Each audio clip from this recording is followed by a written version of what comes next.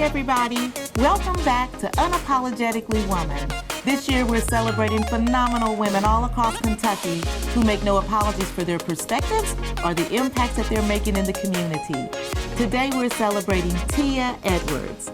Tia is a wife, a mom, an entrepreneur, a senior accountant manager at Thermo Fisher Scientific, and co-founder of Fresh Distilling Company. Unapologetically Woman, Tia Edwards, that's you. Welcome. Thank you so much. I appreciate you having me here today. I'm so excited to be able to honor you because you have done so many things in such a short period of time, yes, in my estimation. So let's just jump right in. Tell us, what do you do at work? So I'm a senior account executive. I've been at Thermo Fisher Scientific for almost 16 years now. When I started, I was one of 3 African Americans in the entire country. I do medical equipment sales, so we offer laboratory tests from just a strep test all the way to a complete blood count test. So we have over 3.5 million products that we offer to customers. We like to be the one-stop shop for laboratory equipment and testing. And so you're responsible for over a $9 million territory, is that? Yes. When I originally started, my territory was about $3.5–4 million, and in my 16 years, I've grown it to a little bit over $9 million. So I'm pretty excited about that. It's been an exciting road, not always easy, but we are the first to offer a lot of testing on the market. So I work for a really good company. Okay, so with the testing, is it correct that you guys did some of the pre-testing with Moderna? Yes, we did. Actually, my company had the first COVID test that was created on the market in the entire world. So we worked pretty hard the past year and a half. It's been pretty chaotic. So what has that looked like for your company during the pandemic? Well, I mean, we're proud to represent that testing for, for patients, to be able to offer a positive or a negative result that can help people sleep easier or help them get the care that they need. But it's been pretty chaotic, being a mom and a wife.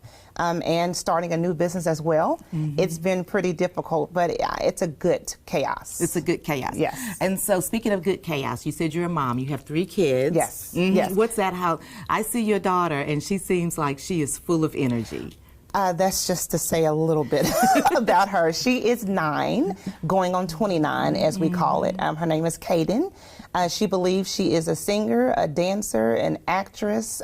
She loves. And she makes me believe it. I'm telling you, she makes everybody else believe it as well. So she is full of energy. She came out the womb humming. Oh. So Kaden truly does love to sing. So she's 9.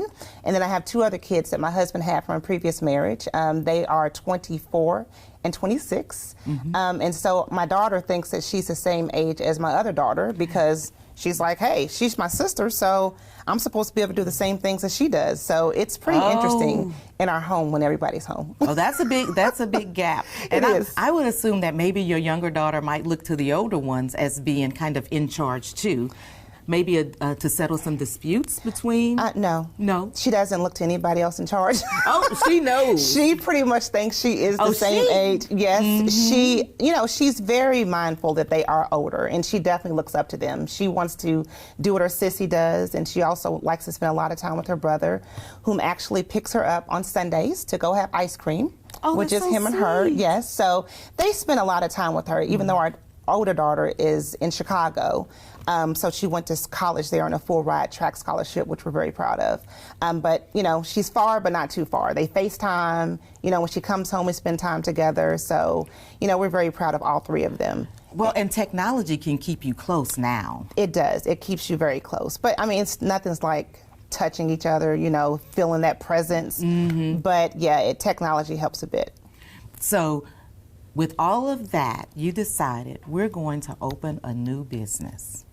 Fresh Bourbon. Yes, you and Fresh your husband, Bourbon Distilling Sean. Company. Yes. So actually, it was Sean who decided that we would open a distilling company. Actually, it's his dream, and as a wife and a supporter of everything that he does, I follow him. He's the head of our household. So I definitely have just put myself in that role. And we did the research, and we've actually enjoyed the research. We didn't realize that we were making history when we opened our distilling company, but we actually made history as the first African Americans to produce bourbon in the state of Kentucky since slavery.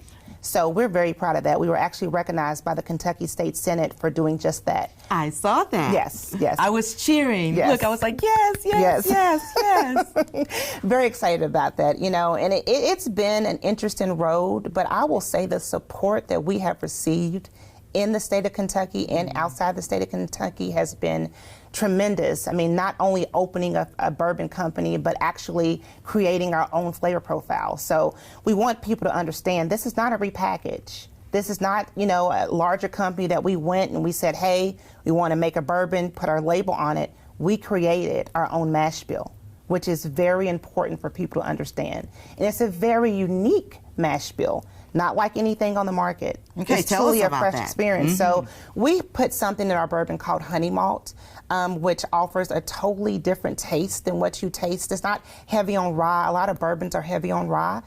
We are not. We are classified as a bourbon still, but we do have honey malt in there that really makes it very approachable to first-time drinkers, bourbon enthusiasts. You know, it's very approachable to people that have not drank bourbon before, are new to the industry, you know, wanting to get a little taste of what Kentucky has to offer. Fresh bourbon is definitely that product. How long did it take, trial and error? Because I'm thinking maybe I need to leave with you and be a bourbon tester, you know, just to say, woohoo, let's see if we're there yet.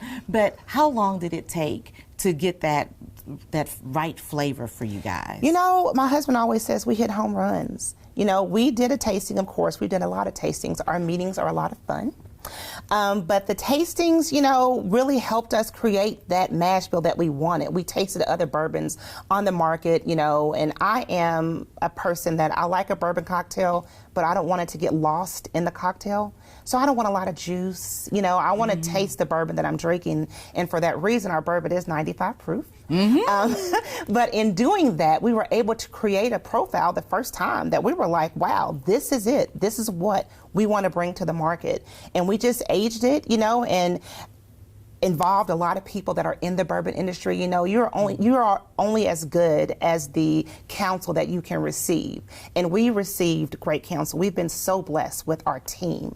Our team is absolutely amazing that has helped us create what we have created. So we're very proud of that. And it's fresh. Fresh. How did you guys come up with that name? So again, that's Sean, but it's truly a fresh experience to an old industry. Bourbon is old. Everything that you see at the distilleries are wood, you know, targeted towards men. And we really want to do something that was not only inviting to men, but inviting to women, minorities, new bourbon drinkers. And so we thought this is a fresh approach to an old industry. Fresh bourbon. Okay, and look, I love the bottle.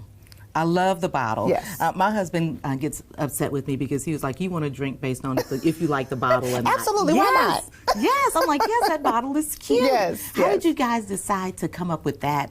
The shape and, Yes. you know, the design and all of that? After a lot of research, you know, we wanted something that was going to stand out on the shelves because, you know, there's hundreds of bourbons on the market. So if you go to the liquor store, there are so many bourbons, all the bottles seem to blend. We wanted something that was totally different than that. And so that's how we came up. We did a lot of research to see different bottles out there, talked to some bottle makers, you know, held the bottle, because one thing about us is we wanted not only to be unique, but we wanted to bring some class to the industry. And so we wanted a classy bottle. And so in that, you know, we created that bottle. And the figures on the back, no, they are not us. Maybe me in a little while when I lose some weight, but right now, no, it is not us. I thought it was. Don't step on my... Everybody always says that. This is so sweet. Everybody always says that. But no, it really is just showing sophistication, you know, and class. And those figures represent that on the bottle with, of course, fresh in the middle. Wow, that's so exciting. Yeah. So, but that's not all that you guys do. No. You also own a couple of businesses. Yes, yes. My husband has been an entrepreneur way before I met him. He owns a dry cleaners with his brother. Edwards Dry Cleaners, have been in business over 20 years. We also own a construction company with his brother as well that's called S&D Construction. Did a lot of construction across the city of Lexington and outside areas, helped with the renovation of the Kentucky football field. I mean, a lot of big projects my husband and his brothers had their hand in. So we're very proud of that. And that's important too, for making sure that there are jobs for people to go into, which right now, we have an overabundance of jobs because of the COVID crisis. Yes. But that's going to be another thing that Fresh Bourbon is going to bring, is going to be additional jobs. Oh my gosh, absolutely. Our distillery is going to be around 34,000 square feet. So there are going to be jobs in, the hospitality world. There's going to be jobs as far as helping us distill our bourbon. There's going to be jobs, so many jobs that it's going to bring to our city, that you don't have to have, a college degree, to work there. You just have to have the proper training. So we are very proud that we're going to offer that to our city. And so when is that going to be opening? We plan on breaking ground towards the end of the year, and it takes about 18 months to build our distillery, so because it's pretty large. But we're very proud of that. Once we are built, we will be the largest distillery in the city of Lexington. So that's something to be proud of, and we are very proud of that. And so will you guys be doing tours and Absolutely. doing all of that? It will be a fresh experience. Our distillery will look like no other distillery on the Distillery Trail. Totally different. It's going to really speak to what we're trying to do in the industry. So when you walk in, it will not be wood that you see. Oh, wow. I'm excited. I cannot wait for it to all come about. Absolutely. I'm excited. Absolutely. So we're very happy. When will people be able to get it on the shelves? Or off the shelves? Well, actually, we did a pre-sale campaign and where we sold out of everything, which we're very proud of. I tried to get it. It was Oh, my gone. goodness. It sold immediately, and we are very proud of that. And it wasn't just one-time purchases. People came back and bought again. I mean, that speaks to our flavor profile, which we won a gold medal on. Yes. We were in a competition, where we were up against some pretty big brands that I will not name, but they got silver, we got gold. All right. And perfect say? timing for the Olympics. Perfect yes, time, we're yes. gonna take home the gold. Yes, That's great. Yes, so we're very excited about that. But we will be on the shelves in the beginning of August. Well, that's wonderful, because I was telling some of my friends about it, and they stopped over at the liquor barn, and they were like, well, we looked for it and we didn't see it. I'm like, oh, it's not yet, Not yet, but it's coming. It will be there. It is coming. Yes, it will be there. So we're very excited about that. That is wonderful. Yes. Tia, I am so glad that we have been able to celebrate you Sure. and all the work that you guys are doing. Thank you. But I want to leave you with the last word, because sometimes people come in and they look at Tia and they will say, that Tia just appeared here. Yes. And, not exactly know the struggle. Yes. But if you could give some words of encouragement. Sure. I am so grateful for the struggles that God has sent me through in my life, because every struggle has sent me to my next level of my blessing. And so whenever a door closes, just be mindful. As long as you pray and seek God, that next door that is going to be open is going to be a little larger than the one you just came through. Wow. Yeah. You guys just heard it from Tia. When one door closes, another door opens that's even wider. Continue to join us as we celebrate other women just like Tia, who are making major impacts in our community. I'll see you next time.